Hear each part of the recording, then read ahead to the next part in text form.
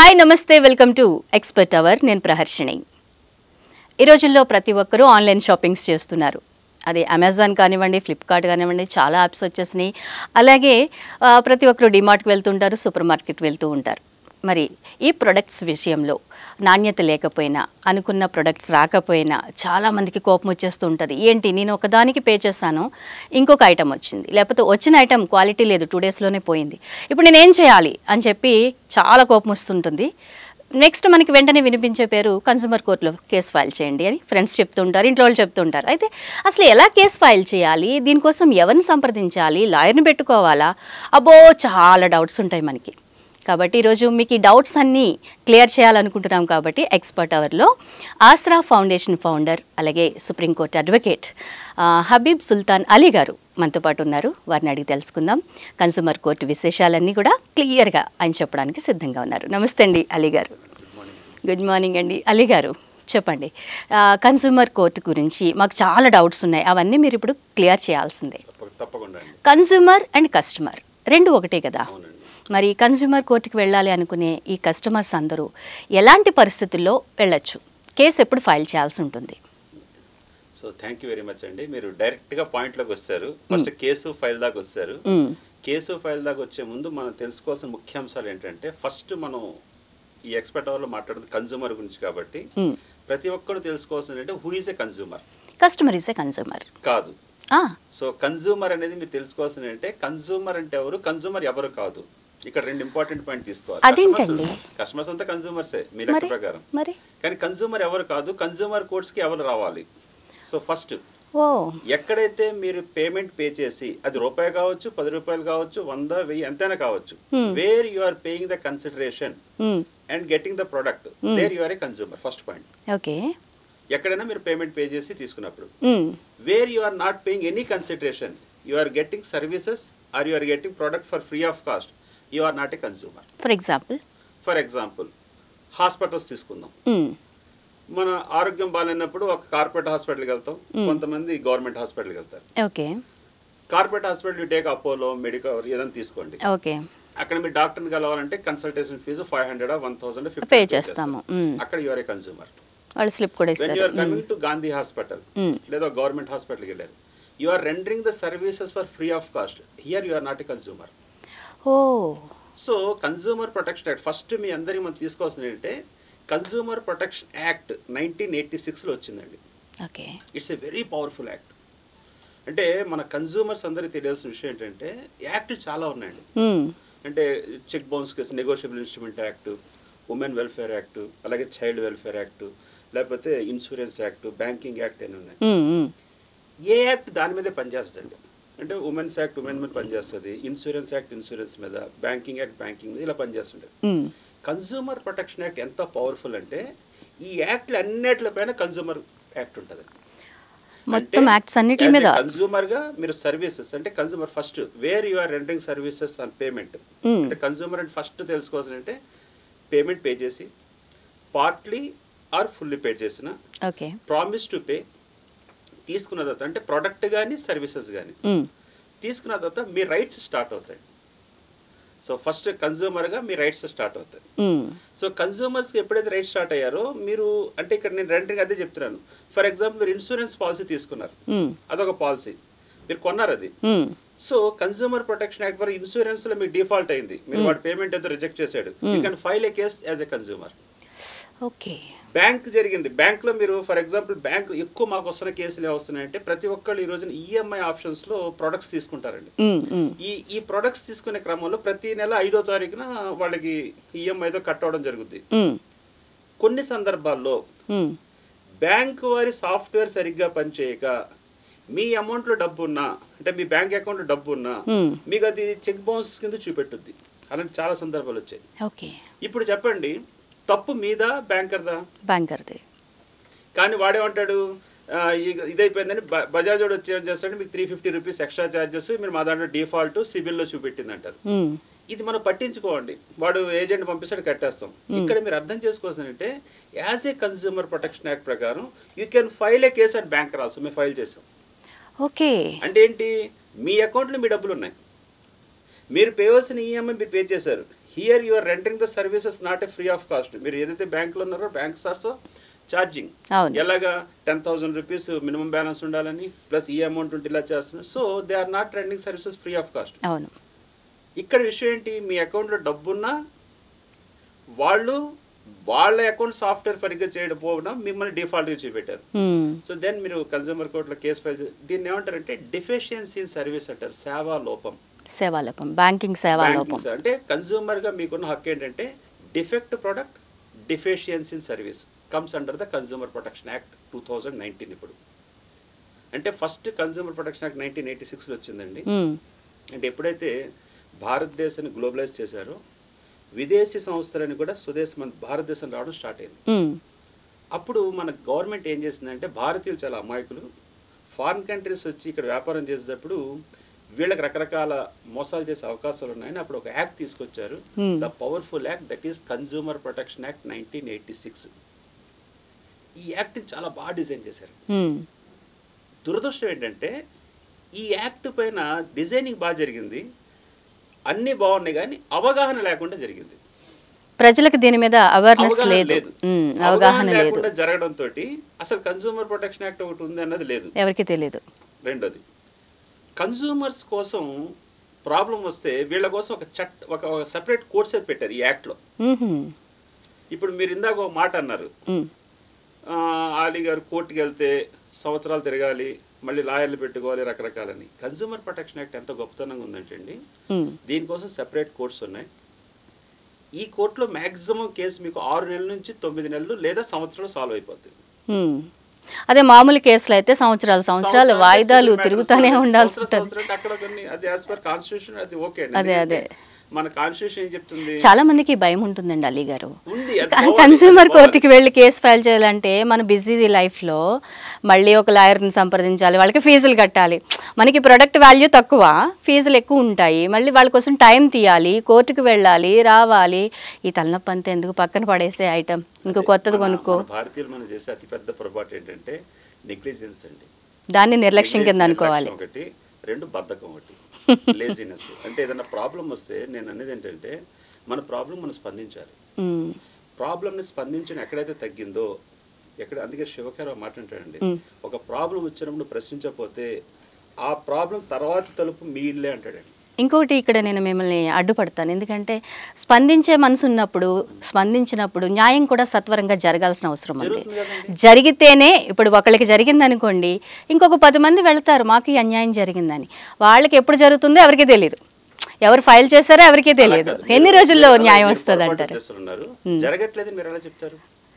అంటే అందరూ అనుకునేది అది జరుగుతుంది. ఇప్పుడు నేను ఒక్కదానే కాదు, అందరూ కూడా. మొన్నటిదాకా ఇప్పుడు ఇంకోటి 2019 కన్స్యూమర్ ప్రొటెక్షన్ యాక్ట్ వచ్చింది, దీన్ని ఇంకా బలోపేతంగా తీసుకొచ్చారు. మీరు ఇప్పుడు అడిగి ఆన్లైన్ దాని మీద కూడా చెప్తాను.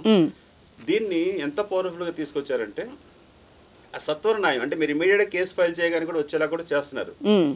ఇంకా అద్భుత విషయం ఏంటంటే కన్స్యూమర్ ప్రొటెక్షన్, ఈ ఒక్క పాయింట్ చెప్తాను. కన్స్యూమర్ ప్రొటెక్షన్ యాక్ట్ ప్రకారం 2019 కావచ్చు 86 ప్రకారం if you want to file any case, ఏదైనా కేసు ఫైల్ చేయాలంటే మీరు లాయర్ కానక్కల్లా. ఓకే, మీరు ఇప్పుడు ఇందాక మాట అన్నారండి, సో మేము కొనే ప్రోడక్ట్ తక్కువ, ఫీజులు ఎక్కువ ఇవ్వాలి అని అన్ని మీరు చెప్పుకోవాల్సి వస్తున్నారు. ఇక్కడ ఫీజులు ఇవ్వక్కల్లా. కన్స్యూమర్ కోర్టులో you can file your cases in person. మీ కేసు మీరు ఫైల్ చేసుకోవచ్చు. Or you can engage through an advocate. Advocate ఇవ్వచ్చు మీరు బిజీగా ఉన్నారంటే. Or you can file a case through an organisation, any organisation, registered organisation, ఒక NGO ద్వారా కూడా కేసు ఫైల్ చేయించవచ్చు. కోర్టుల్లో ఇట్లాగా అంటే కన్స్యూమర్ కేసెస్ ఫైల్ చేసుకోవడానికి ఫ్రీగా లాయర్స్ ఉంటారా? కన్స్యూమర్ కోర్ట్స్ అంటే ఏదైనా లాయర్లు ఎక్కడ ఫ్రీగా అనేది ఉండదండి, ఎందుకంటే వాళ్ళు వృత్తి జీవనాధారం. అలాగే లాయర్ కన్సల్ట్ ఫీజు అనేది కూడా లేదు, చేసేది సర్వీస్ ఓరియంటెడ్ వస్తుంది. నోబెల్ కాజ్ గా నోబెల్ ప్రొఫెషన్ గా చేస్తున్నాం కాబట్టి పర్టికులర్ ఫీజు అని ఉండదు, అది మినిమం ఎక్స్పెన్స్ అవుతాయి. ఇక్కడ మెయిన్ ఇంపార్టెంట్ ఏంటంటే టైం వాల్యూ అండి. టైం పెడుతున్నారు చేస్తున్నారు కాబట్టి ఆ టైం ఎన్నాళ్ళు పడుతుంది ఏంటో బట్టి మినిమం ఫీజెస్ ఉంటాయి. లాయర్ ఫీజులు లేకుండా మీ కేసు మీరు చేసుకోవచ్చుగా, మీ కేసు మీరు చేసుకోవచ్చు. కన్స్యూమర్ కోర్ట్స్ ఎక్కడ ఉంటాయంటే ప్రతి జిల్లా హెడ్ క్వార్టర్స్ లో ఒకటి ఉంటుంది. మీరు కన్స్యూమర్ కోర్టుకి వెళ్ళినప్పుడు మీరు ప్రాబ్లం చెప్పారనుకోండి, సింపుల్ డాక్యుమెంట్స్ అండి. మనకి హైదరాబాద్ లో ఎక్కడ ఉందండి? హైదరాబాద్ లో ఇక్కడ గాంధీ భవన్ పక్కన మీకు అక్కడ కన్స్యూమర్ ఫార్మ్స్ 3 ఉన్నాయండి. Consumer form 1, consumer form 2, consumer form 3. అక్కడ మీరు అంటే ఇక్కడ 500 కేసులు దాటిన తర్వాత ఫారమ్స్ ఇంకా త్వరితగతిగా అవ్వాలని చెప్పేసి మంత్రి 500 కేసులు జరిగితే ఇంకో ఫారం పెడుతున్నారు. అలా హైదరాబాద్ 3 ఫారమ్స్ ఉన్నాయండి. 3 forms number of cases filing అవుతున్నాయి. బ్రహ్మాండంగా న్యాయం జరుగుతుంది. అందరికీ జడ్జిమెంట్స్ ఇస్తున్నారు. జడ్జిమెంట్స్ ఎగ్జిక్యూషన్స్ అవుతున్నాయి. ఎందుకంటే యాక్ట్ లో జడ్జిమెంట్స్ ఇవ్వడం కాదు, కన్స్యూమర్ కోర్ట్ అంటే క్వాసీ జ్యుడిషియరీ అంటారు. అంటే వీళ్ళ పరిధి కొంచెం లిమిటెడ్ గా ఉంటది. అంటే ఆర్డర్స్ ఇస్తారు. ఆర్డర్ ఇచ్చింది మరి ఎగ్జిక్యూషన్ లేకపోతే జరగదని మళ్ళీ సిపిసి సిఆర్పిసి ప్రకారం ఇక్కడ కూడా ఆర్డర్ ఎగ్జిక్యూట్ అవ్వకపోతే అరెస్ట్ చేస్తారు. ఇక్కడ కూడా అరెస్టులు ఉంటాయండి. ఓకే, కన్స్యూమర్ కోర్ట్ ఒక తీర్పు ఇచ్చింది. ఓకే, ఆ తీర్పును అమలు చేయడానికి 1 నెల టైం ఇస్తుంది. ఆ కంపెనీ సరిగా స్పందించకపోతే కన్స్యూమర్ కి న్యాయం జరగలేదు అనుకోండి, దెన్ ఎగ్జిక్యూషన్ పిటిషన్ వేసుకుంటాం. అంటే నా తీర్పు, మీరు ఇచ్చిన తీర్పుని ఎగ్జిక్యూట్ చేయండి అని మళ్ళీ వాళ్ళకి సమన్స్ వెళ్తాయి. వచ్చిన తర్వాత వాళ్ళు కోర్టుకి అటెండ్ అయ్యి కన్స్యూమర్ కోర్టు ఆర్డర్ చేసిన వాళ్ళు అప్పీల్ గాని వెళ్ళొచ్చు, స్టేట్ కమిషన్ అప్పీల్ గాని వెళ్ళొచ్చు, లేదా కోర్టులో మీరు పే చేసి మీరు కన్సిడర్ తీసుకోవచ్చు. లేదంటే కోర్టు ఏం చేస్తే డైరెక్ట్ వాళ్ళకి రిమాండ్ పంపిస్తుంది. అబ్బో, అవన్నీ ఉన్నాయండి. ప్రాబ్లం ఏంటంటే ఇక్కడ మీరు ఏమనుకోవద్దు, మన ఎస్పెషల్లీ మన పబ్లిక్ ఏమనుకుంటారు అంటే కొంచెం మనకు అవగాహన ఉంటుంది, కొంచెం ఒక సినిమా నాలెడ్జ్, ఎవరో చెప్పే నాలెడ్జ్ తీసుకొని మనం ఫిక్స్ అవుతామండి. అంతే, 50% మన నాలెడ్జ్, 50% అవతల వచ్చే నాలెడ్జ్తో ఫిక్స్ అయిపోయి ఇది ఇంతే అని 10 మంది మనం చెప్తాం. మనం చేయాల్సిన పని, నేను ఎప్పుడు ఏమంటానంటే, నువ్వు ఒక ప్రకటించే ముందు first you have to know. అసలు ఇంకొకటి, కన్జ్యూమర్ ప్రొటెక్షన్ యాక్ట్ పవర్ఫుల్ గా లేకపోతే అసలు మీకు ఇంత సిస్టమేటిక్ వ్యాపారం జరుగుతుందో చెప్పండి. అది కరెక్టే అండి, అది కరెక్టే. మొన్న మధ్యకాలంలో కవర్ల గురించి షాపింగ్ మాల్స్ లో కవర్స్ మీద ఫీజులు చార్జ్ చేశారు. ఇప్పుడు ఎవరు చార్జ్ చేస్తున్నారు? చేయట్లేదు. దాని మీద వాళ్ళ కంపెనీ మార్క్స్ కూడా ఉండకూడదు, నేమ్స్ ఉండకూడదు. ఎక్కడైతే కవర్ మీద కంపెనీ మార్క్ ఉండి 10 రూపాయలు చార్జ్ చేసేటి ఇమ్మీడియట్ గా 10 రూపాయల కోసం కూడా మీరు కన్జ్యూమర్ కోర్టులో కేసు వేయచ్చు. కన్జ్యూమర్ కోర్టు ఏం చేస్తే 10 రూపాయలు తిరిగమని చెప్తూ 10,000, 20,000, 50,000 రూపాయలు కాంపన్సేషన్ వస్తుంది. అలా 10 మంది కేసులు వేశారనుకోండి, వాడు వసూలు చేసి 10 కానీ వాడు మాంచుకోండి. నేను ఎప్పుడు అదే అంటాం, awareness awareness awareness. Public awareness పెరిగిందంటే తప్పులు తక్కువ జరుగుతాయండి. ఓకే, అవేర్నెస్ మీలాంటి వాళ్ళు పెంచాలి. ఎస్, అవేర్నెస్ పెంచడానికి ఇప్పుడు మనం ఇంటర్వ్యూ చేసేది ఈ అవేర్నెస్. ప్రజల్లో ఇప్పుడు ఏంటంటే దీనిపైన అవేర్నెస్ మీరు పావుగంట పెట్టి సబ్జెక్ట్ చెప్తుంటే రాదు. అవును, జనాలకి ఎంతసేపు వాడు వీడు పెళ్లి చేసుకుంటారా, వాళ్ళ లవ్ స్టోరీ ఏముంది, ఇదేం జరిగింది అని నెగిటివ్ కంట్రీస్ లో పెట్టిన ఇంపార్టెన్స్ నాలెడ్జ్ తీసుకోవట్లేదు. మీరు ఫారిన్ కంట్రీస్ లో ఎందుకు కన్స్యూమర్స్ అంత పవర్ఫుల్ ఇస్తారు? Because they know the subject, they know the act. మీరు అక్కడ ఎప్పుడైతే యాక్ట్ మాట్లాడారో కష్టం. ఫస్ట్ ఆఫ్ ఆల్ ఆ షాప్ కీపర్ మీకు తప్పు చేయడానికి వాడు భయపడతాడండి. ఇక్కడ కూడా భయపడతారు, కాకపోతే ఇంకా తెలియలేదని నెగ్లిజెన్స్ మనం పట్టించుకోవట్లేదు కాబట్టి వాళ్ళు ఆడుకుంటారు. అలీ గారు, ఇప్పుడు ఈ రోజుల్లో అందరూ డిమార్ట్కి వెళ్ళుకుంటుంటారు, మెట్రో అండ్ విజేత ఇట్లాంటి సూపర్ మార్కెట్స్కి వెళ్ళి కొనుక్కుంటూ ఉంటారు. అక్కడ చూసినప్పుడు ఆ ప్రొడక్ట్స్ అవన్నీ ప్యాకింగ్లో బాగానే ఉంటాయి, ఇంటికి వచ్చాక చూడగానే అవి పాడైపోయి ఉంటాయి. ఒక్కసారి ఓపెన్ చేశాక మళ్ళీ వాడు రీప్లేస్ చేయడు. మరి అటువంటిప్పుడు కూడా ఫైల్ చేయొచ్చా? స్పష్టంగా చూడుతుంది. First of all, ignorance of law is not excuse. ఒకటి, నాకు తెలీదు అంటే కుదరదండి. ఒకప్పుడు ఏంటంటే బయ్యర్స్ కూడా ఇచ్చేసారు, ఇప్పుడు బయ్యర్స్ మస్ట్ బి అవేర్, మనం తీసుకొస్తుంది. ఫస్ట్ ఆఫ్ ఆల్ అంటే మీ నెగ్లిజెన్సీ ఏదో చేస్తామంటే అలా కుదరదు. అంటే ఎప్పుడు కూడా మన రైట్స్ మాట్లాడేటప్పుడు మన హక్కులు నిర్వహించాలి. నా హక్కు ఇది అని మాట్లాడాం అనుకోండి, నా బాధ్యత నిర్వహించాలి. నా రెస్పాన్సిబిలిటీ నిర్వహించకుండా నా బాధ్యత ఇవ్వండి అంటే ఎవరేం చేయలేరు. So as a consumer first me responsibility ఏంటి? బిఫోర్ బయ్యింగ్ ఏ ప్రోడక్ట్, అక్కడ మీరు ఇప్పుడు ఎఫ్ఎస్సిసి నామ్స్ ప్రకారం ప్రతి ప్రోడక్ట్ మీద కొత్త సర్క్యులర్ ప్రకారం ఏంటంటే, ఒకటి డేట్ ఆఫ్ మ్యానుఫ్యాక్చరింగ్ వేయాలి, లేదా డేట్ ఆఫ్ ఎక్స్పైరీ వేయాలి, మ్యాక్సిమం రిటైల్ ప్రైస్ వేయాలి, దాని తర్వాత దాంట్లో ఉన్న కంటెంట్స్ అన్ని కూడా కంపల్సరీ చేయాలి. ఇలాగా ప్యాకేజ్డ్ ప్రొడక్ట్స్కి లీగల్ మెట్రాలజీ డిపార్ట్మెంట్ ప్రకారం కానీ, food and safety and measurements department ప్రకారం కానీ కొన్ని నామ్స్ని క్రియేట్ చేసి ఇచ్చారండి. మీరు కస్టమర్గా కొనుక్కునేటప్పుడు ఆ ప్రోడక్ట్ అవన్నీ ఉంటేనే ఫస్ట్ మీరు తీసుకోవాలి. లేని ప్రోడక్ట్స్ వాడు అక్కడ అమ్మకూడదు. ఇక్కడ మనం తీసుకోవాల్సిన బాధ్యత, కన్స్యూమర్స్ తీసుకోవాల్సిన బాధ్యత ఏంటంటే, మీరు మాల్స్కి వెళ్ళినప్పుడు కానీ లేదా సూపర్ మార్కెట్స్కి వెళ్ళినప్పుడు ఇలాంటి తప్పులు జరిగినా, ఎంఆర్పి మీద ₹1 ఎక్కువ ఛార్జ్ చేసినా ఒక్కసారి గూగుల్లోకి వెళ్ళి లీగల్ మెట్రాలజీ డిపార్ట్మెంట్ అని టైప్ చేయండి. Legal metrology department nearest centre వస్తారు. ఒక్క ఫోన్ కాల్ చేయండి. ఫోన్ కాల్ చేస్తే లీగల్ మెట్రాలజీ డిపార్ట్మెంట్ ఇన్స్పెక్టర్స్ వాళ్ళు వస్తారు. మిమ్మల్ని విట్నెస్ గా పెట్టుకొని ఎంఆర్పి ప్రోడక్ట్ తీసి వాళ్ళ మీద కేసులు కడతారు. ఇమీడియట్ యాక్షన్ జరుగుద్ది. దురదృష్టం ఏంటంటే మనం సెర్చ్ చేసి వాళ్ళకి 5 నిమిషాలు ఫోన్ చేసి మన legal metrology department working very good. అంటే తూనికలు కొలతల శాఖ అంటాం. వీళ్ళ పని ఏంటి? మన కళ్ళ ముందు కనపడేది పోలీస్ డిపార్ట్మెంటే కనపడుద్ది. సో ఎందుకంటే లా అండ్ ఆర్డర్ చూస్తున్నారు. ఈ వెనకాల విభాగం ఏం చేస్తుందంటే కన్సర్న్స్ వీళ్ళంతా నిరంతరం ప్రక్రియ చేస్తున్నారండి. ఇట్స్ వెరీ చాలా ఎక్సలెంట్గా వర్క్ చేస్తుంది. వాళ్ళకి ఎన్నో కంప్లైంట్స్ వస్తున్నాయి, స్పందిస్తారు. మీరు ఫోన్ చేసినండి ఇమీడియట్గా స్పందిస్తారండి. ఓకే, అలీ గారు దానికి ఏమైనా టోల్ ఫ్రీ నెంబర్ ఉందా? అంటే ఇప్పుడు మనకి పోలీస్ డిపార్ట్మెంట్ అనగానే 100 కొట్టగానే వెళ్ళిపోతుందని పబ్లిక్ అందరికీ తెలుసు. ప్రతి డిస్ట్రిక్ట్లో ప్రతి రీజన్లో కూడా మీకు వాళ్ళ నెంబర్స్ ఉన్నాయి. లీగల్ మెథడ్ డిపార్ట్మెంట్ అనగానే వచ్చేస్తారు. అలా కొట్టాలి. ఎన్నికల కొలత శాఖ వాళ్ళు వస్తారు. వాళ్ళు వచ్చి ఇమీడియట్గా ఎంఆర్పీ మీద ఎక్కువ ఉందంటే షాపింగ్ మాల్ మీద వచ్చేస్తారు. తర్వాత ఇంకోటి ఏంటంటే రైతు బజార్ అయినా సూపర్ మార్కెట్ అయినా ఎక్కడ ఏదైనా సరే అక్కడ కంప్లీట్ డిస్ప్లే పెట్టాలండి బోర్డ్స్. అవును, ఉంటాయండి, ఉన్నాయి. మనం చూస్తాం. మీరు బాధ్యత తీసుకొని మీరు ఇమీడియట్ గా ఫోన్ చేసి కాల్ చేయొచ్చు. ఉంటాయి, అక్కడ ఒక రేట్ ఉంటుంది, వీళ్ళు వేరే రేట్ చెప్తూ ఉంటారు, కాల్ చేయొచ్చు. అలాగే తూనికల కొలతల శాఖ ప్రకారం మీకు వెయింగ్ మిషన్స్ సరిగ్గా అక్కడ లేకపోయినా సార్ ఇక్కడ ఇమీడియట్లీ కంప్లైంట్ దాం. అంటే ఓన్లీ ప్యాకింగ్ ఐటమ్స్ కేనా, లూజ్ ఐటమ్స్ కూడా ఇది వర్తిస్తుంది? ప్యాకింగ్ ఐటమ్స్ కేనండి, లూజ్ ఐటమ్స్ కి వర్తించదు. లూజ్ ఐటమ్ మీద మనం ఏమే సేఫ్టీ నామ్స్ ప్రకారం ఏంటంటే ప్యాకింగ్ ఐటమ్స్ కి సెట్ నామ్స్ ఫిక్స్ చేశారు. ప్యాకింగ్ ఐటమ్స్ కి ఎంఆర్పీ ఫిక్స్ చేశారు. లూజ్ ఐటమ్స్ కి అదేం చేయడం లేదు. ఓకే, అలా లేదు. లూజ్ ఐటమ్స్ మీరు కొనుక్కోవాలి లేదా ఎప్పుడంటే అది ఓన్ రిస్క్, మీ రిస్క్, సొంతంగా కస్టమర్స్ భరించాల్సిందే. లూజ్ ఐటమ్స్ అయితే ఎప్పుడు ప్యాకింగ్ ఐటమ్స్ తీసుకుంటే మాత్రం సేఫ్ జోన్లో ఉన్నట్టు. ప్రొడక్ట్స్ ఏమైనా కూడా మనం యాక్షన్ తీసుకోమని అడగచ్చు. తర్వాత ఇలాంటి విషయాల్లో మీరు లీగల్ మెట్రాలజీ కంప్లైంట్ ఇవ్వచ్చు. రెండోది ఏంటి, మీరు తీసుకొని ఇదైంది అనుకోండి, దాని మీద ఫోటో తీసుకోవాలి. ఫోటో తీసుకొని మీరు పెట్టిన బిల్ ఉండాలి. కన్స్యూమర్ కోర్టు కూడా కాంపన్సేషన్ రావచ్చు. ఒకటి లీగల్ మెట్రాలజీ డిపార్ట్మెంట్ మీకు వాళ్ళ మీద కేసు కట్టి వాళ్ళ మీద ఫైన్ వస్తుంది. ఇది కాకుండా మీకు జరిగే దాంట్లో ఈ విషయంలో ఏంటి, మీరు లీగల్ మెట్రాలజీకి షాపింగ్ మాల్ మీద మీరు చేయించారు, అవును, మీకు పర్సనల్ గా మీకు కాంపన్సేషన్ ఇప్పించదు. ఓకే, సో పర్సనల్ మీకు కాంపన్సేషన్ రావాలంటే again you have to file the case in the consumer court and you will get the redressal what you are losing from your side. Online shoppings విషయానికి వస్తే, online apps Amazon and Flipkart ఇట్లాంటివి చాలా ఉన్నాయి కదా, వీటి విషయానికి వస్తే కొంతమంది మొబైల్ ఫోన్స్ ఆర్డర్ ఇస్తే ఏదో ఇటుకు బెడ్ వచ్చిందని, లేకపోతే ల్యాప్టాప్ ఆర్డర్ ఇస్తే ఏదో గ్లాస్ పెట్టి పంపించేశారని కొన్ని వీడియోస్ మనం వింటూ ఉంటాము, చాలామంది ఫేస్ చేస్తున్నారు. అలాంటి వాళ్ళు ఎలా అప్రోచ్ అవ్వాలి? ఇది చాలా మంచి క్వశ్చన్ అడిగారు. ఎందుకంటే ఇప్పుడు కస్టమర్స్ అంతా కూడా చేసేది ఆన్లైన్ షాపింగ్ కాబట్టి 1986 యాక్ట్లో వచ్చిన, అంటే మీరు హైదరాబాద్లో ఉన్నారు, అవును, ఆన్లైన్ షాపింగ్ ఏం చేస్తుంది, ఢిల్లీలో ప్రోడక్ట్ తయారవుతుంది, ఢిల్లీ నుంచి ప్రోడక్ట్ వస్తుంది. ఆ యాక్ట్ ఎలా ఉండదు అంటే ఆన్లైన్లో మీకు ఏమైనా ప్రాబ్లం వచ్చినప్పుడు మీరు ఢిల్లీలో కేసు వేయాల్సి వచ్చేది. అయ్యి బాబోయ్, కష్టం కదండి మరి. అదే 2019 యాక్ట్లో ఏం చేశారంటే మీరు ఎక్కడి నుంచి అయితే ఆర్డర్ ఇచ్చారో నౌ ఇంకా ఫ్రీ చేశారు. అదే చెప్తున్నాను.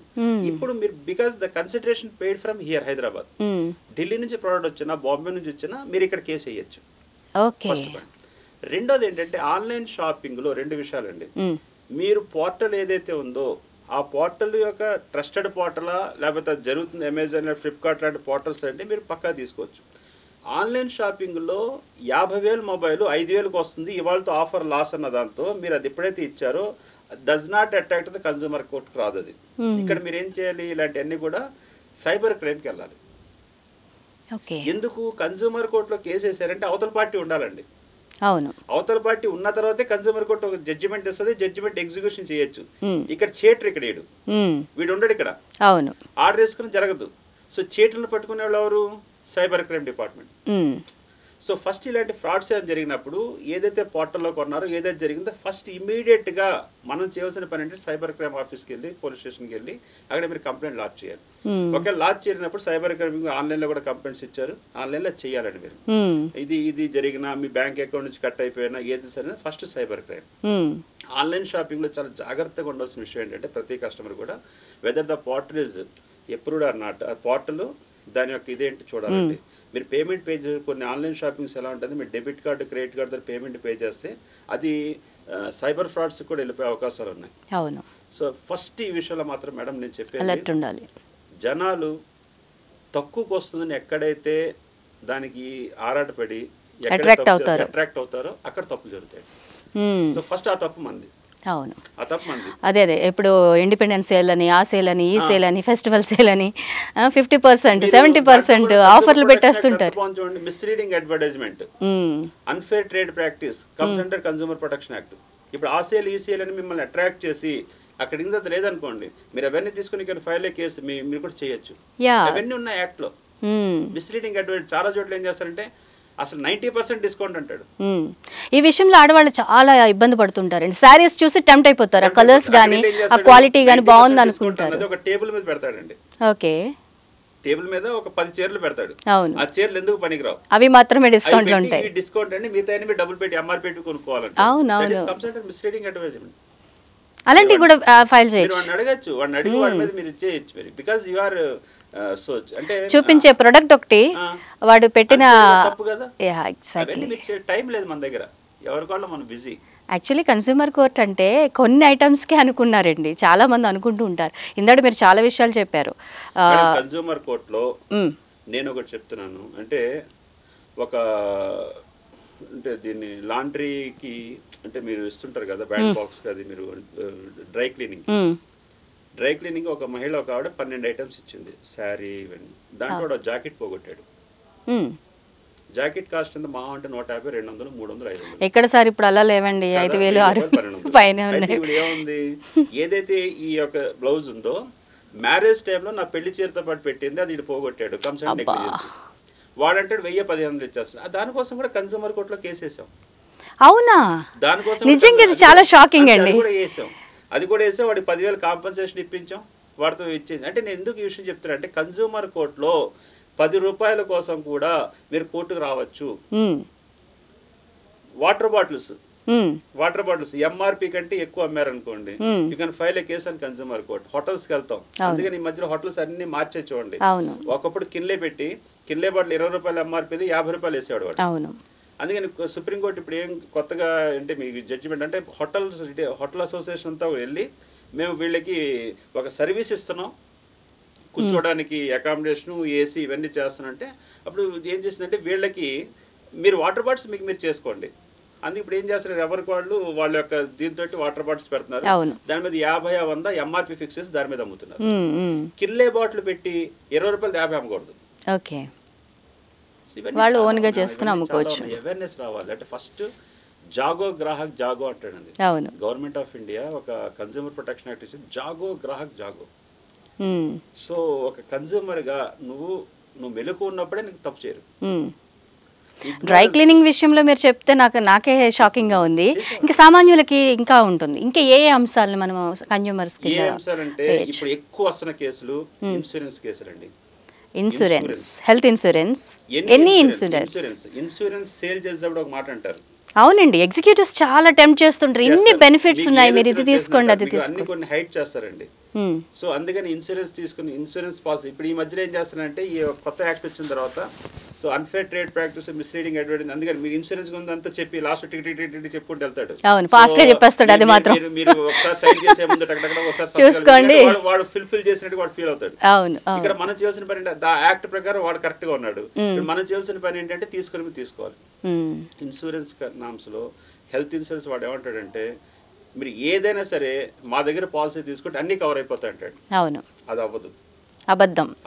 ఫస్ట్ అబద్ధం అక్కడితో స్టార్ట్ అవుతుంది. అప్పుడు ఏమంటాడు, సరే ఈ షుగర్ ఏదైతే ఉందో మీరు పాలసీ ఇచ్చేటప్పుడు మీకు షుగర్ ఎన్నాళ్ళ నుంచి ఉందో చెప్పలేదు అంటాడు క్లైమ్ ఇవ్వడానికి వచ్చినప్పుడు. రెండోది ఏంటంటే మీకు ఒకప్పుడు ఏదో మీరు డాక్టర్ దగ్గరికి వెళ్ళారు కదా ఆ విషయం చెప్పలేదు అంటాడు. మూడోసారి ఏమంటాడు, మీరు స్మోకింగ్ ఏదో చేస్తున్నట్టు ఆల్కహాల్ ఉన్నట్టుగా మీరు 90 30 తీసుకుంటే కూడా చెప్పలేదు అంటాడు. అంటే ఇవన్నీ ఎస్కేప్ అవడం తీసుకొస్తాడు. క్లైమ్ డైలీ హాస్పిటల్స్ నుంచి ఎన్నోసార్లు మాకు ఫోన్లు వచ్చి సార్ ఇప్పుడు క్లైమ్ అంటున్నారు ఇవ్వట్లేదండి, రిజెక్ట్ చేస్తున్నాయి కంపెనీస్. ఎందుకు? సో మరి ఈ ప్రాబ్లమ్ని రాకుండా ముందుగానే మనము first of all before signing on policy, before taking any policy you should be aware ఏం వస్తుంది ఏం రావట్లేదు మీరు స్పష్టంగా తెలుసుకొని తీసుకోండి. First point. ఒకవేళ తీసుకున్న తర్వాత ఏదన్నా మీ పాలసీ ప్రకారం అంటే 1 year 2 years 3 years రెగ్యులర్గా పే చేసిన తర్వాత కొన్ని మీకు ఎగ్గొట్టే పాలసీలు అంటే దయచేసి కన్స్యూమర్ కోర్టుకి అప్రోచ్ అవ్వండి. You will get your remembers. అంటే కొన్ని కేసులు ఏం చేస్తారంటే ఎలా తప్పించుకో చూస్తారంటే మీరు పాలసీ అమ్మేటప్పుడు ఎన్ని రకాలుగా ఇస్తారో. నేను ఆల్మోస్ట్ 350 కేసులు ఫైల్ చేశానండి కన్స్యూమర్ కోర్టులో, హెల్త్ రిలేటెడ్ అండి. అంటే అన్ని డిఫరెంట్ జాకెట్ కేసు కావచ్చు, ఇన్సూరెన్స్ కేసు, బ్యాంకింగ్ కేసు, ఇలాంటి దీంట్లో 350 కేసుల్లో out of 350 185 cases insurance case. Oh my god, 185. ఇప్పుడు చిన్న ఎగ్జాంపుల్ చెప్తున్నాను. మీకు ఇన్సూరెన్స్ పాలసీ అమ్మేటప్పుడు accident or natural death, accidental death or natural death policy execution అవుద్ది అంటాడు. అవును. ఒక మహిళ ఇంట్లోంచి నడుస్తూ ఆ తేమ ఉంటే స్లిప్ అయిపోయి పడిపోయిందండి. పడిపోవడంతో హెడ్ ఇంజురీ అయింది. ఇమీడియట్ హాస్పిటల్కి వెళ్ళి డెత్ అయిపోయింది. అబ్బా 10 lakhs పాలసీ వాడి మీద ఉంది. ఇప్పుడు మీరు చెప్పండి, ఈ పాలసీ అమౌంట్ వస్తుందా రాదా మీరు చెప్పండి. రావాలి. ఎందుకంటే అది న్యాచురల్ కానివ్వండి, యాక్సిడెంటల్ కానివ్వండి, యాక్సిడెంటల్ అది ఏ కేటగిరీలో చూసుకున్నా తనకి రావాలి. దీనికి హాస్పిటల్ అడ్మిట్ చేశారు, హాస్పిటల్ రికార్డ్స్ ఉన్నాయి, at the time of death policy కూడా ఫోర్స్ లో ఉంది. మరి ఇంకేంటి ఇన్సూరెన్స్ ఏమంటాడు, ఈ డెత్ కి యాక్సిడెంటల్ డెత్ అనగానే ఎఫ్ఐఆర్ ఉండాలి, ఎఫ్ఐఆర్ లేదు కాబట్టి ఇప్పుడు చెప్పండి ఇంట్లో దానికి ఎఫ్ఐఆర్ ఎక్కడి నుంచి వస్తుందండి. This is the one reason they are trying to escape from their liability. ఇలాంటి విషయాలు మీరు కన్స్యూమర్ కోర్టుకు వచ్చారనుకోండి, కన్స్యూమర్ కోర్టు పరిగణలో తీసుకుంటుంది వెదర్ దిస్ యాక్సిడెంట్ ఇక్కడ ఎఫ్ఐఆర్ అవసరమా ఉందా లేదా. సాధారణ ఇంట్లో మనిషి చనిపోతే మీరు వాస్తవం ఆలోచించండి, ఇంట్లో మనిషి చనిపోతే ఒక రకమైన బాధాకర సన్నివేశం వెళ్ళిపోయి ఈవిడ ఏం చేయాలి నెక్స్ట్ ఆలోచిస్తారు కానీ ఈవిడికి వచ్చే ఇన్సూరెన్స్ పాలసీకి ఎఫ్ఐఆర్ చేయించి తర్వాత తీసుకెళ్తారు, సమస్య లేదు, ఎవరు ఆలోచించారు. ఇలాంటి మేము ఇప్పించాం. చాలా యూస్ఫుల్ అండి, కన్స్యూమర్ కోర్టు తీసుకొచ్చారు. చాలా యూస్ఫుల్ పాలసీస్ చెప్తారండి మీకు. ఒక పాలసీ ఉంది, ఒక కుర్రాడు ఒక పాలసీ తీసుకున్నాడు.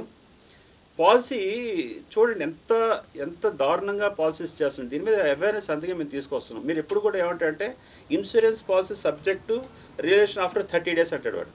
మీరు ఒక కారు కొన్నారనుకోండి, కారు షోరూమ్ నుంచి కింద దిగ్గానే యాక్సిడెంట్ అయితే దీనికి క్లెయిమ్ ఉంటుంది, కానీ మనిషి లైఫ్ క్లెయిమ్ ఉండదు. ఒకడు పాలసీ తీసుకున్నాడు, తీసుకున్న 15 రోజులుగా చనిపోయాడు, 10 లక్షల పాలసీ. వీడు అనుకో చావు అనేది ఎవరు అనుకోరు. వాళ్ళ పిల్లలు వెళ్ళి ఇలా మా ఫాదర్ చనిపోయారు, నాగేశ్వరరావు గారు ఇలా చనిపోయారు. అప్పుడు వాడు ఏం చేశాడు, పాలసీ బాండ్ వెనక్కి తిప్పాడండి. టర్మ్స్ అండ్ కండిషన్స్ అది భూతద్దం పెడితే గానీ కనబడనంత గొప్ప. సెక్షన్ 2A ఏం చెప్తుందో చూడండి అన్నాడు. ఏంటి 2A ఏం చెప్తుందంటే, పాలసీ తీసుకున్న తర్వాత if you want to claim any claims the claim will be after 30 days only, before 30 days there is no claims అని ఉన్నాయండి. టూ మచ్ కదా సార్, ఎంత దారుణము అసలు. సో ఇలాంటి కేసు కన్స్యూమర్ కోర్టుకు వచ్చింది, మేము కేసు ఫైల్ చేసాం. ఇక్కడ ఇంకో విషయం ఏంటంటే టర్మ్స్ అండ్ కండిషన్స్ ఏవైతే ఉన్నాయో దయచేసి కన్స్యూమర్స్ తీసుకోగల అవేర్నెస్ ఏంటంటే, వాడు ఇష్టం వచ్చిన టర్మ్స్ అండ్ కండిషన్స్ రాసుకుని ఇంతే అంటే కుదరదు. కొరియర్ వాడు ఏమంటాడు, if any loss or damage or ఏదైనా జరిగితే we will pay only 100 compensation అంటే అది కుదరదండి అది. సో టర్మ్స్ ఆడి ఇష్టం రాసుకోండి కుదరదు ఆ టర్మ్స్. అందుకని ఇక్కడ ఏం చేస్తాడు, 2A ప్రకారం రాకపోయినా సరే పాలసీ తీసుకున్నాడు, డబ్బులు అప్పుడు 47,000 రూపాయలు తీసేసుకున్నాడు పాలసీ అమౌంట్. అది తిరిగి వాడట. పాలసీ క్లెయిమ్కి వస్తే ఈ బాధలు వచ్చాయి. కన్స్యూమర్ కోర్టులో వేసాం, కన్స్యూమర్ కోర్టులో కేసు వేసిన తర్వాత ఇంకోటి ఈ terms and conditions only English లోనే ఎందుకు ఉంటాయండి, తెలుగులో ఎందుకు ఉండవు? అందుకని ఇప్పుడు మీరు కొత్తగా ఏం పెట్టింది, అన్ని భాషల్లో ఏదైతే మీకు లోకల్ లాంగ్వేజ్ లో కూడా పెట్టాలని పెట్టింది. ఓకే, లేదంటే కానీ కంప్లైంట్ చేయొచ్చు. ఇంగ్లీష్ లో ఉండాలి, హిందీ ఉండాలి, దాంతోపాటు రీజనల్ లాంగ్వేజ్ ప్రతి స్టేట్ కి ఒకటి ఉంటుంది కాబట్టి. ఇంకో పాలసీ చెప్తాను మీకు. పాలసీ తీసుకున్నాడు, పాలసీ తీసుకునే వ్యక్తి చనిపోయాడు. ఓకే, చనిపోయిన విషయం పాలసీ ఉన్న విషయం ఇంట్లో వాళ్ళకి తెలియదు. ఒక 2 years తర్వాత ఆ ఇంటికి ఏదో పెయింట్ లేంచి ఏదో రిపేర్ చేయించే టైంలో ఆ అటుకులోంచి ఆ పాలసీ బాండ్ కింద పడింది. ఏంటి అని చూస్తే ఇన్సూరెన్స్ పాలసీ ఎవరికంటే ఫాదర్ పేరు మీద ఉంది. ఎంతకు ఉందంటే 10 లక్షలకు ఉంది. టైం అయిపోయింది అన్నారా? సో ఈ పాలసీ 2 years అన్నారు కదా సార్, ఇప్పుడు వెంటనే స్పందిస్తుంటేనే ఇన్సూరెన్స్ ఆఫీస్కి వెళ్ళారు కాదండి. ఆ పాప ఇందాక పడిపోయింది, వెంటనే వెళ్తేనే దిక్కుమొక్కు లేదు. 2 examples చెప్తానంటే, ఒక పాలసీ ఎగ్గొట్టడానికి మీరు వెంటనే వచ్చారన్నారు. అవును, వీళ్ళ లేట్ ఎగ్గొట్టడానికి లేట్గా వచ్చారు. 2 years అయిపోయింది అన్నారు. సో ఇది కూడా ఏం చేస్తాను, 2 years అయిపోయింది. ఎవరైనా మీ ఫాదర్ అయినా చనిపోయారు, బాగానే ఉంది, చనిపోయిన నాళ్ళు అయింది, 2 years అయింది కదా, మీరు పాలసీ అప్పుడు మళ్ళీ వెనక్కి తిప్పండి అన్నారు. 2B ఏం చెప్తాంటే, if any want to file any claim in case with in 30 days అంటే కాజ్ ఆఫ్ యాక్షన్ జరిగిందని 30 days లో మీరు రావాలి. సరిపోయింది. ఆలోచించండి, మనుషులు చనిపోయిన తర్వాత ఆ స్టాన్సెస్ బయట రావడానికి 2-3 నెలలు పడుతుంది. ఈజీగా పడుతుందండి. చనిపోయిన తర్వాత ఏం పాలసీ ఇంట్లో నెత్తిగే పరిస్థితి. అది ఆ కేసు ఫైల్ చేసి. అంటే ఎందుకు నేను ఈ ఎగ్జాంపుల్స్ చెప్తున్నా అంటే, consumer protection act is very powerful act. Buyer కొనేటప్పుడు జాగ్రత్తగా ఉండాలి, సెల్లర్ సెల్ చేసేటప్పుడు కూడా అతను జాగ్రత్తగా చేయాలి. ఒకవేళ వాడు మిస్లీడింగ్లో చేసినా కూడా బయ్యర్ జాగ్రత్త ఇలాంటి విషయాలు న్యాయం పొందొచ్చు. రెండో పాయింట్, న్యాయం పొందే విషయంలో దయచేసి మీ అందరికీ నేను చెప్పేది ఏంటంటే, సివిల్ కోర్ట్స్ క్రిమినల్ కోర్ట్స్ లాగా 6 సంవత్సరాలు 10 సంవత్సరాలు 20 సంవత్సరాలు తిరగక్కర్లేదు, ఎక్కువ కాలం తిరగక్కర్లేదు, వెంటనే సత్వరం మనకి న్యాయం వస్తుంది. అలాగే హాస్పిటల్లో జరిగిన నెగ్లిజెన్సీ కూడా నేను 2 విషయాలు చెప్తున్నానండి. నేను చేసిన కేసులు అంటే నా బాగా అంటే 350 కేసుల్లో ఒక కేసు చేశానండి నేను, హాస్పిటల్ నెగ్లిజెన్సీ కేసు. అది కూడా రావచ్చు. ఈ ఒక్క కేసే నాకు లేట్ అయింది. అదే ఎగ్జాంపుల్ చెప్పండి, అది ఎట్లా నెగ్లిజెన్సీ అంటే ఏ కేటగిరీలో? ఏంటంటే డెఫిషియెంట్ సర్వీస్, సేవలో hospital because you're purchasing service అక్కడ తీసుకున్నాం. ఇక్కడ ఏమంటే ఒక నేషనల్ వాలీబాల్ ప్లేయర్, ఇండియాలో తెలుసు, ఓన్లీ క్రికెటర్స్ తప్ప మిగతా వాళ్ళకి ఫండింగ్ ఉండదు. పాపం వాలీబాల్ అంతా ఆడుతుంది. ఒకరోజు వీడు బట్టలు చూస్తుంటే ఏమైందంటే ఈ చెయ్యి ఇలా స్ట్రక్ అయిపోయింది, అలా అలా ఏళ్ళు అలా ఉండిపోయాయి. వెంటనే వాళ్ళు ఏం చేశారంటే అక్కడికక్కడే, నేను కూడా చెప్తాను, లాజరస్ హాస్పిటల్ వైజాగ్లో జరిగిన కేసు, అక్కడి నుంచి వాళ్ళు తీసుకొచ్చేసి అక్కడ అడ్మిట్ చేశారు. అక్కడ ఒక డాక్టర్ ఎంఎస్ న్యూరో, ఆయన ట్రీట్మెంట్, అది కూడా ఏంటంటే మరీ దారుణంగా ఆ ట్రీట్మెంట్ ఇచ్చేప్పుడు ఓన్లీ పెయిన్ కిల్లర్స్ ఇచ్చారు, సరిగ్గా ట్రీట్మెంట్ జరగలేదు. 24 గంటలు అయిపోయింది, ఆవిడ ఇంకా మెలుకలు తిరుగుతుంది. చుట్టాలంతా గ్యాదర్ అయ్యారు, అంటే ఇంట్లో బంధువులు వాళ్ళు అంతా చూసేసరికి 24 ఇంకా మెలుకలు తిరుగుతుంది. ఏంటని చూసి ఆ హాస్పిటల్ మీద గొడవపడి ఆవిడని అక్కడి నుంచి ఇంకో హాస్పిటల్ మార్చారు.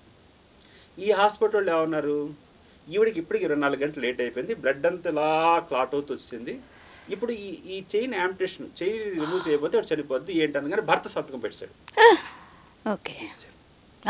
ఆవిడ కేసు చెప్పడానికి వచ్చేసరికి 1 ఇయర్స్కి వచ్చింది. ఎంత చెప్తే నాకు షాక్ అయిపోయింది. అసలు డాక్టర్స్ దీని ప్రకారం ఒక చిన్న చిటికినలు తీయాలన్నా, గోరు తీయాలన్నా దెర్ షుడ్ బి ఒక సిస్టమ్ ఉందండి. ఇప్పుడు మీరు చెప్పండి, తప్పు పేషెంట్లదా, తప్పు మొదటి డాక్టర్దా, తప్పు రెండో డాక్టర్దా? 100% మొదటి డాక్టర్దే. మొదటి డాక్టర్దే. రెండో డాక్టర్ ఏమంటాడంటే, మొదటి డాక్టర్ లేట్ చేశాడు కాబట్టి నా దగ్గర తీయాల్సి వచ్చింది. మొదటి డాక్టర్ మళ్ళీ కేసెస్ ఏమంటాడంటే, అసలు దీనికి తీయాల్సిన అవసరం లేదు, నేను ట్రీట్మెంట్ ద్వారా దాన్ని అలా స్లోగా ఇంకొక 6 గంటలు తగ్గిపోయేదంటే వీళ్ళు కంగారు పడి తీసుకెళ్ళిపోయారు. కంగారు పడి తీసుకెళ్ళిపోయారు కాబట్టి తీసుకెళ్ళేటప్పుడు స్టాంప్ వేశారు. So you are taking the patient without the permission of the doctors, if any ఏంటది cause actions arises we are not responsible, stamp సంతకాలు పెట్టి పంపించేయడం అంటే ఇదిగోండి పంపించేటప్పుడే మేము అంటే అర్థం నుండి చనిపోయినా పర్లేదు. ఇప్పుడు చెప్పండి ఈ కేసు ఎలా చేయాలి? ఈ కేసు వచ్చినప్పుడు ఈ ఒక్క కేసే మాకు లేట్ అయింది, మిగతా కేసు బాగా చేసాం. అంటే ఓవరాల్గా ఆవిడకి చెయ్యి తెప్పించలేకపోయాం, కానీ 27 లక్షల రూపాయల కాంపన్సేషను మొదటి డాక్టర్ మీద తీసుకొచ్చి, ఇక్కడ కూడా కొన్ని తప్పులు ఉన్నాయి. అయితే అల్టిమేట్గా మొదటి డాక్టర్ ఇన్సూరెన్స్ కూడా పార్టీ చేసి, అంటే ఒక డాక్టర్ నెగ్లిజెన్స్ జరిగిన ఏదైనా సరే ఇన్సూరెన్స్ కూడా ఉంటుందండి. ఇన్సూరెన్స్ అంటే ఏమంటాడు, ఏ డాక్టర్ తప్పు చేశాడు ఒప్పుకోమనండి, నేను డబ్బులు ఇస్తాను. అక్కడ వాడు కూడా చాలా టెక్నిక్, డాక్టర్ తప్పు చేసాను ఒప్పుకున్నాడు అనుకోండి, ఈ డాక్టర్ తప్పు చేసాడు సర్టిఫికేట్ క్యాన్సిల్ చేయండి, మేము వీడి వల్ల డబ్బులు ఇచ్చాం. ఇవన్నీ చాలా ఇంటర్లింక్స్ అండి ఇవన్నీ. అందుకని మన ఓపిక జాగ్రత్తగా చేసి ఈ కేసు చేసిన తర్వాత వాడికి 27 లక్షల రూపాయలు కాంపన్సేషన్ ఇప్పించాం. వాడికి హ్యాండ్ టు హ్యాండ్ అది చేసే హ్యాండ్ కాస్ట్ ఏదైతే చేసాం. ఈ డాక్టర్స్ నెగ్లిజెన్స్. ఇంకోటి మన రీసెంట్గా చేసిన ఇంకో కేసు దారుణ విషయం, ఇది చాలా జాగ్రత్తగా ప్రతి కన్జ్యూమర్ చేస్తుంది. ఎక్కడైతే మీకు ఫ్రీ హెల్త్ చెకప్స్ అని ఉన్నాయో దయచేసి అక్కడ జాగ్రత్తగా ఉండాలి. ఎందుకంటారు అంటే ఇప్పుడు మామూలుగా మనం హెల్త్ చెకప్ చేసుకోవాలంటే వేలు పెట్టుకుని చేసుకోవాల్సి వస్తుంది కదా, ఫ్రీ కదా. చెకప్ ఏం జరిగింది, మొన్న ఇంకో కేసు చేసాం, Apollo hospital free health checkup పెట్టింది. ఓకే, ఒక లేడీ ఒక ఆవిడ వెళ్ళి ఆవిడ కడుపులో నొప్పి వస్తుంది కదా అని మళ్ళీ చేయించుకుంటే ఆవిడకి ఏమన్నారు, మీ గాల్ బ్లాడర్లో స్టోన్స్ ఉన్నాయండి, మీరు హాస్పిటల్ అడ్మిట్ అవ్వాలన్నారు. మళ్ళీ ఆ చెకప్ తీసుకొని వీడి ఇంటికి వచ్చి, చదువుకోలేదు ఆవిడ, ఏదో ఫ్రీ అన్నారు కదా ఎవరో చూసుకున్నాం ఒకసారి. సో మళ్ళీ గాల్ బ్లాడర్లో ఇవి ఉన్నాయి, వాడు చదువు గాల్ బ్లాడర్ ఏంటో స్టోన్స్ ఏంటో ఆవిడ తెలియదు. వాడు కొడుకుని చదువుకున్నాడు. ఇదేంటి మదర్కి 2011లో ఒకసారి ఇది వస్తే, ఇలా పెయిన్ వస్తే గాల్ బ్లాడర్ రిమూవ్ చేస్తారు. రిమూవ్ చేసిన దాంట్లో స్టోన్స్ ఎక్కడి నుంచి వస్తాయి? అది విషయం, రిమూవ్ చేస్తారు కదా అని వాడు మళ్ళీ ఎప్ప తెలియదు కదా, వాడు ఏమనుకున్నాడు మళ్ళీ రిమూవ్ చేస్తే మళ్ళీ వాళ్ళు పుడతాయో వస్తాయో అంటే అవేర్నెస్ లేక. అప్పుడు ఏం చేస్తే అది మాకు కేసు వచ్చింది. కేసు వస్తే క్లియర్గా మేము నెగ్లిజెన్స్ ఆఫ్ డాక్టర్స్. ఇప్పుడు ఏమైపోయింది అంటే వాడు జాయిన్ అయితే ఏమైంది పరిస్థితి, మరో చేసేద్దరు. అప్పుడు ఆ కేసు వేసాం, 27 లక్షల రూపాయలు కాంపన్సేషన్. దానికి వాళ్ళు ఏమంటారు తెలుసా, ఈ స్టేట్మెంట్ ఇదే మీకు రిపోర్ట్ ఇచ్చారు సరే, రిపోర్ట్ టైంలో అట డాక్టర్స్కి వీళ్ళు బంధువులు వచ్చి భయపెట్టి అర్జెంటుగా మాకు రిపోర్ట్ ఇవ్వండి అని బలవంతంగా తీసుకెళ్లిపోయారు. రిపోర్టే సైన్ లేదు, మరి సైన్ లేదని. నెగ్లిజెన్సీ అంటే వాళ్ళు చేయడానికి తప్పించుకోవడానికి మార్గాలు చూస్తారు. అది కూడా వేసాం, 27 లక్షల రూపాయల కాంపన్సేషన్. ఇప్పుడు అది ఎగ్జిక్యూషన్ స్టేజ్లో ఉందండి, అది వాళ్ళు అప్పీల్కి వెళ్తారు, దాని తర్వాత ఏదైనా సరే. అంటే ఇవన్నీ చాలా జరుగుతున్నాయి. నేను అంటే ఇన్సూరెన్స్ మాఫియా, మెడికల్ మాఫియా, మెడికల్లో కూడా కంపల్సరీ అనేది ఏంటంటే 2-3 ఒపీనియన్స్ తీసుకోండి. అలాగే ఇంకోటి ఏంటంటే భయం మీద జరుగుతుంటది వ్యవస్థ అంతా. ఇవాళ మీరు చేయకపోతే మీరు చచ్చిపోతారు. మనం ఏం చెప్తాం, మీరు చచ్చిపోయేదాకా ఉండొద్దని మనం ఏం చెప్పలేం. అవునండి, అవును. దీంట్లో అల్టిమేట్ గా అవేర్నెస్ అండి, ఇగ్నోరెన్స్ ఉండకూడదు. అలాగని గొడవ పడమని మేము చెప్పం. గొడవ పడ్డారు అనుకోండి మళ్ళీ మీకు కొత్త కేసు, వాళ్ళు ఏమంటారంటే పోలీస్ కంప్లైంట్ ఇస్తారు, గొడవ పడ్డారు, మా డాక్టర్ లక్ష్యం లేదు, మమ్మల్ని ఇచ్చేస్తున్నాను, మళ్ళీ మీ మీద కొత్త కేసు. అందుకే మేము అనేది ఏంటంటే లీగల్ యాక్సెప్ట్స్ లో దయచేసి అక్కడ ఎవరి మీద అరవద్దు.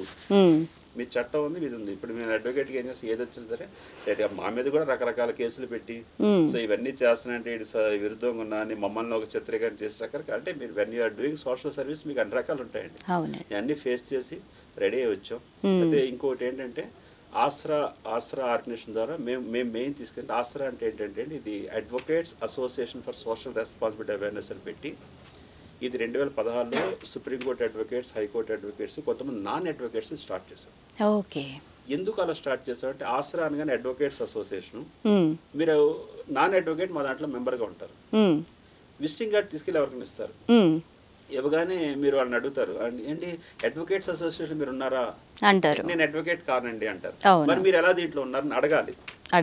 అప్పుడు మీరు ఏం చెప్తారంటే లేదంటే అడ్వకేట్స్ అసోసియేషన్ ఉన్నాను, but we're working and consumer protection act ప్రకారం చేస్తాం. As a consumer protection act ప్రకారం కన్జ్యూమర్ కోర్టులో కేసు ఫైల్ చేయడానికి అడ్వకేట్ కానక్కర్లేదు. ఆసరాలో మెంబర్ అయ్యి వీళ్ళ తరపున కేసులు నేను వాదిస్తున్నాను. ఇవాళ నేను గర్వంగా చెప్పేది ఏంటంటే అవుట్ ఆఫ్ 350 కేసులు 120 కేసులు అడ్వకేట్స్ కాని వ్యక్తుల ద్వారా మనం వేయించి గెలుపు సాధించాం. గ్రేట్ అండి. ఇది ప్రజల్లో అవగాహన తీసుకురావాలని మేము చేస్తున్న ప్రయత్నం, 8 సంవత్సరాలు చేస్తున్న ప్రయత్నం. అందుకని ఇలాంటి ఫౌండేషన్స్ చాలా అవసరం ఉన్నది ప్రస్తుత తరుణంలో సమాజంలో. అయితే ఇక్కడ మళ్ళీ ఇక్కడ కూడా ఏమవుతుంది, కన్జ్యూమర్ రైట్స్ మీద మనం చేస్తున్నాం. We are recognize by the ministry of consumer affairs, government of Andhra Pradesh recognize అయింది. కొన్ని ఫార్మ్స్ ఏం చేస్తున్నారు, కన్జ్యూమర్ రైట్స్ ఫార్మ్స్ అని పెట్టేసి, మళ్ళీ ఇక్కడ కూడా ప్రతి దాంట్లో ఏం జరుగుతుంది, కన్జ్యూమర్ రైట్స్ ఫార్మ్స్ అని పెట్టేసి నేను కన్జ్యూమర్ రైట్స్ ఆర్గనైజేషన్ నుంచి వచ్చాను, బ్లాక్ మెయిల్ చేసి డబ్బులు తీసుకోవడం మళ్ళీ ఉంటాయి. సో ఆటోమేటిక్ ఏమవుతుందంటే ఇప్పుడు ఆసరా చేసుకుంటూ వెళ్తున్నాం, ఒక బ్లాక్ మెయిల్ చూశారు, ఇప్పుడు ఈ సుప్రీంకోర్టు లాయర్, హైకోర్టు లాయర్స్ ఉన్నారు, వీళ్ళు ఎంత బ్లాక్ మెయిల్ చేసేస్తున్నారు, మళ్ళీ కొత్త నింద. అంటే మంచి చేయడానికి వెళ్ళినా కూడా మీకు రకరకాల వస్తుంది. అందుకని మేమేం చేస్తారంటే ఈసారి అన్నిట్లో కానీ ఏదైనా కేసు టు కేసు ద్వారా చేయడం, ఇలా ఇంటర్వ్యూస్ ఇచ్చేసి పబ్లిక్ అవేర్నెస్ ఇవ్వడం. కాలేజెస్కి వెళ్తున్నాం ఈ మధ్యలో మేము. కాలేజెస్ అనేసరికి నాకు ఇప్పుడు ఒక డౌట్ వచ్చింది, అంటే లోన్లు పెట్టుకుని వెళ్ళిపోతున్నారు ఫారిన్ కంట్రీస్కి విద్యార్థులు. అటువంటి టైంలో ఏమన్నా ప్రాబ్లమ్స్ వస్తే ఇక్కడ మనం ఫైల్ చేసుకోవచ్చా? అంటే అక్కడ కాలేజ్లో అంటే వీళ్ళు ఇక్కడ లోన్ తీసుకుంటున్నారు, ఎక్కువ లోన్స్ కట్టాల్సి వస్తుంటుంది, ఇక్కడ పేరెంట్స్ యొక్క ప్రాపర్టీస్ అవి పెట్టుకుంటుంటారు, స్టూడెంట్ అక్కడికి వెళ్తారు, వాళ్ళు ప్రాపర్గా జాబ్ రాకపోయినా వాళ్ళు స్ట్రగుల్ అవుతూ ఉంటారు. అలాంటి టైంలో ఏమన్నా ప్రాబ్లమ్స్ వస్తే కన్స్యూమర్ కోర్ట్స్ ఏమైనా హెల్ప్ చేస్తాయా స్టూడెంట్స్కి? రాదా? ఇక్కడ కోర్టులు, ఇక్కడ మన బ్యాంక్స్ విషయంలో ఇక్కడ డిఫెక్ట్ ఏముంది, డెఫిషియన్సీ ఏముంది? డెఫిషియన్సీ ఏముంది? ఒకవేళ మీకు ఉద్యోగం ఇప్పిస్తాను, ఈ చదువు చదివే ఉద్యోగం ఇప్పిస్తాను గ్యారెంటీ ఇచ్చాడు అనుకోండి, ఇవ్వలేదు అనుకోండి, చీటింగ్ అది. Okay. Cheating does not attract consumer protection act. అందుకే చెప్పాను, మీరు ఆన్లైన్ మోసాల్లో ప్రాబ్లం జరిగింది, you have to go to cyber crime. Cheating అంటే కన్స్యూమర్ లో రాదు, చీటింగ్ అంటే అది క్రిమినల్ కేసు. సో ఇలాంటి డబ్బులు పెట్టుకుని వెళ్ళారు, డబ్బులు పెట్టుకుని ఉద్యోగం రాలేదు, మీకు ఒకవేళ ఇన్స్టిట్యూట్ చీట్ చేసి ఇన్స్టిట్యూట్ మీద వేయండి, అది చీటింగ్ కేసు పెట్టండి. ఇలాగ మమ్మల్ని మోసం చేశాడు, మా జీవితం పెట్టారు, వాళ్ళ మీద 420 ప్లస్ ఏంటి క్రిమినల్ బ్రీచ్ ఆఫ్ ట్రస్ట్ మొత్తం అంతా పెట్టి వాళ్ళ మీద చేస్తారు. వాళ్ళకి మీరు చేయాల్సిన ట్రయల్ ప్రకారం జరుగుద్ది. మీకు చీటింగ్లో కూడా అయితే మీకు కాంపన్సేషన్తో రావాలి, అది సివిల్ షూట్ రికవరీ చేసుకోవాలి, అది వేరే ప్రాసెస్ అండి. అలాంటివి కన్స్యూమర్ ప్రొటెక్షన్ యాక్ట్లో రాదు. రోడ్ యాక్సిడెంట్స్ ఉంటాయి, రోడ్ యాక్సిడెంట్స్ విషయంలో కూడా చాలా మందికి హిట్ అండ్ డ్రైవ్ కొట్టేసి వెళ్ళిపోతూ ఉంటారు, వాళ్ళ మీద ఫైల్ చేయలేము, చాలా లాస్ అవుతూ ఉంటారు. అటువంటిప్పుడు ఎలా ఫైల్ చేసుకోవాలి? ఎంఓపీ కేసులు వేసుకోవాలండి. అది ఏదైనా సరే మీకు ఎక్కడ జరిగింది ఫస్ట్ దాంట్లో ఎఫ్ఐఆర్ అవుతుంది. ఎఫ్ఐఆర్ అయిన తర్వాత పోలీస్ ట్రాక్ చేసి బండిని వెహికల్ ట్రాక్ అవుట్ చేశారో ఓకే, లేదంటే మీకు ఎంఓపీ కేసు, ఇన్సూరెన్స్ కేసు ఏమైనా వేసుకొని చేసుకోండి తప్ప ఇది కన్స్యూమర్ దాంట్లో రాదు. రాదు. మేడం ఒకటి కన్స్యూమర్ కోర్టులో మీరు చాలా క్లియర్గా చూడాల్సింది, అది కన్స్యూమర్ కోర్ట్స్ క్వాసీ జ్యుడిషియరీ అంటే వీళ్ళ హక్కులు, వీళ్ళ పరిధులు అన్ని లిమిటేషన్ ఉంటాయండి. ఇక్కడ వీళ్ళు ఏంటంటే వస్తువు కొన్నారా, వస్తువులో లోపం వచ్చిందా, మీరు కన్స్యూమర్ కోర్టు రావచ్చు. నేను ఎగ్జాంపుల్ చెప్తున్నాను, ఒక మొబైల్ కొన్నారండి, మొబైల్ కొనేటప్పుడు 1 జనవరి 2025 మొబైల్ కొన్నారు, గ్యారంటీ అంటాడు 1 జనవరి 2026 దాకా మీకు మొబైల్ గ్యారంటీ ఉంది. 1-11-20 రోజులు మొబైల్ పాడైపోయింది, మీరు సర్వీస్ సెంటర్ ఇచ్చారు, అవ్వలేదు. You can approach to the consumer court. Okay. సేవ, మీరు హైదరాబాద్ నుంచి విజయవాడ, లేదా విజయవాడ నుంచి హైదరాబాద్ మీరు షిఫ్ట్ అవుతున్నారు. అంటే సేవలో ఏ సేవ, ఇది ఒక ఎగ్జాంపుల్. మీరు ఏం చేశారు, ఒక ప్యాకర్స్ అండ్ మూవర్స్ని ఎంగేజ్ చేసుకున్నారు. వాడు ఇదిగో 10,000 రూపాయలు దీనికి ఛార్జెస్ అది ఇది అన్నాడు. దాంట్లో టీవీ వేశారు, ఫ్రిడ్జ్ వేశారు, వాషింగ్ మిషన్ వేశారు, టీవీ పగిలిపోయింది. సేవలో లోపం వచ్చింది కాబట్టి పగిలింది. You can file a case in consumer court. Okay. అలాంటివి కూడా ఇప్పించాం. మీరు ఏదైనా ఇది చాలా బాగుంది, ఎందుకంటే జరుగుతున్నాయి కాబట్టి. మీరు ఏమవుతారు అన్ని మీరు ఫోన్ చేస్తారు, వాడు వచ్చేసి ఏమంటారు. మళ్ళీ ఇంకోటి, ఈ మధ్యలో ప్యాకర్స్ అండ్ మూవర్స్ కూడా ఏం చేశారంటే, సార్ మీ ప్రొడక్ట్స్ అన్ని జాగ్రత్తగా, మళ్ళీ అక్కడ ఇన్సూరెన్స్ అని ఆడో 1500 తీసుకుంటాడు. మరి పోయిన తర్వాత మీరు పాడైన టీవీ ఇస్తే అంటారు. అందుకని అన్ని వేసేదాన్ని మీరు ఫొటోస్ అని తీసుకోవాలి. ఈ సేవలోపం కింద వస్తుంది. Defect deficiency you can approach the consumer. సేవలోపం, బ్యాంకింగ్కి వెళ్ళారు, మీ డబ్బులు ఉన్నాయి, టైంకి రాలేదు, you can file a case in consumer court. Insurance claim రాలేదు, హాస్పిటల్కి వెళ్ళారు, ఏదైనా ఇవన్నీ కన్జ్యూమర్ కోర్టులో అట్రాక్ట్ అవుతాయి. అబ్బాబ్బా, ఎన్ని విషయాలు ఉన్నాయండి, అసలు చాలా తెలుసుకోవాలి. చాలా సామాన్యులకి ఇంత నాలెడ్జ్ లేదు. మధ్యలో అంటే ఈ దాఖిల్ సిస్టమ్ కూడా ప్రమోట్ చేయడానికి చూస్తుందండి. మీరు ఇందాక మాట అన్నారు కదా, అంటే ఎవరు టైం అంతా పెట్టుకుంటారు. ప్రభుత్వం కూడా గుర్తించింది ఏంటంటే, సో ప్రజలు టైం పెట్టలేకపోతున్నారు, వాళ్ళకి చేయాలి కదా అనే కాన్సెప్ట్ ఈ దాఖిల్ కూడా తీసుకొచ్చింది. ఈ దాఖిల్ పోర్టల్స్ రెడీ అవుతున్నాయి. ఇప్పుడు ముందుతో పోల్చుకుంటే ఏంటంటే, కన్జ్యూమర్ కోర్ట్స్ లో ప్రతి సిస్టమ్ మీకు ఆన్లైన్ లో వస్తుంది. సో ఇవన్నీ కూడా ఈ దాఖిల్ ద్వారా చేస్తే కొంచెం త్వరితగతిగా జరుగుతుంది. ఇంకా ఇంకా అవేర్నెస్ వస్తుందండి. ఇప్పుడిప్పుడు జనాలు అర్థం చేసుకుంటున్నారు, ఆర్గనైజేషన్స్ కూడా పెరుగుతున్నాయి. సో సోషల్ సర్వీస్ చేస్తున్నాం. ఇందాక మీ కాలేజెస్ మీదైంది, కాలేజెస్ లో కూడా మేము ఇచ్చే ఉద్దేశం ఏంటంటే, ఇంజనీరింగ్ కాలేజ్, డిగ్రీ కాలేజ్కి వెళ్ళి పిల్లలకి ఇస్తున్నాం. ఇవ్వడంటే మా ఉద్దేశం ఏంటంటే, ఒక పాపకి ఇస్తే, ఒక అబ్బాయికి ఇస్తే వాళ్ళ ఇంట్లో ఒక 5 ఎడ్యుకేట్ అవుతారు ఉద్దేశం. అయితే నాకు ఒక విషయం అర్థమైంది, ఇందాక మీరు ఒక ఫోటో తీసుకుంటే బాగుంటుందని. ఏదన్నా ఆన్లైన్ ప్రోడక్ట్ కొనుక్కున్నప్పుడు కంపల్సరీ ఓపెన్ చేసేటప్పుడే ఫోటో తీసుకున్నా, వీడియో తీసుకున్నా, చిన్నది ఒక 1 minute 30 seconds యూజ్ అవుతుంది. ఏదైనా సరే సెంటిమెంట్ మీద పనిచేయదండి. Court always needs evidence. So నేను ఇలాగే జరిగింది, ఇలాగే వచ్చింది, నేను పోయానంటే కాదు. అలాగే యాజ్ ఎ లాయల్ కస్టమర్ గా మీరు చేయాల్సిన పని ఏంటంటే, కన్జ్యూమర్ కోర్టు రావాలంటే ఫస్ట్ ప్రతి ఒక్కళ్ళు గుర్తు పెట్టుకోవాల్సిన అవసరం ఏంటంటే, బిల్లు లేకపోతే మీకు అధికారం లేదు. ఏ ప్రోడక్ట్ కొన్నా మీరు బిల్లు తీసుకోవాలి. ఆ బిల్లు లేకుండా నేను కన్జ్యూమర్ కోర్ట్ కోసం ఫస్ట్ కన్జ్యూమర్ కోర్టులో మీ కేసే ఫైల్ అవుదండి. ఓకే, ఫైనల్ గా ప్రేక్షకులకి ఏం చెప్తారు? సో ఫైనల్ గా ప్రేక్షకులు be aware, know your rights. So మీ రైట్స్ లో ప్రాబ్లం జరిగినప్పుడు spend some time to get redressal. మీరు తీసుకున్న ఒక స్టెప్ వల్ల కొన్ని వేల లక్షల మందికి ఉపయోగపడుతుంది. అవును, ఒక అడుగు ఎవరికి వాళ్ళు, మన సెల్ఫ్ రెస్పాన్సిబిలిటీస్ మోస్ట్ ఇంపార్టెంట్ అండి. సో దయచేసి జరిగింది మనం నింద పక్కడి మీద వాడు చేసిన తప్పు వీడు చేసిన తప్పు కాకుండా ఫస్ట్ సెల్ఫ్ రెస్పాన్సిబిలిటీ తీసుకోవాలి. ప్రతి కన్జ్యూమర్ అవేర్నెస్ ఉండాలి. కన్జ్యూమర్ ప్రొటెక్షన్ యాక్ట్ పవర్ఫుల్గా ఉంది, దాన్ని అర్థం చేసుకుని ముందుకెళ్ళాలి. సో ప్రొడక్ట్ కొంటే సరిపోదు, దాని బిల్లులు భద్రపరచుకోవాలి, చిన్న చిన్న వీడియోస్ కూడా తీసుకుని భద్రపరచుకోవాలి. ప్రొడక్ట్ ఎన్నాళ్ళు గ్యారెంటీ ఉందో, బంగారాన్ని ఎలాగైతే లాకర్లో మీరు పెట్టుకున్నారు, బిల్లును కూడా అన్నాళ్ళు పెట్టాల్సిందే. చాలా చక్కగా చెప్పారండి అలీ గారు. చాలా ఇంపార్టెంట్ ఇన్ఫర్మేషన్ మాతో షేర్ చేసుకున్నారు. Thank you very much. నమస్తే.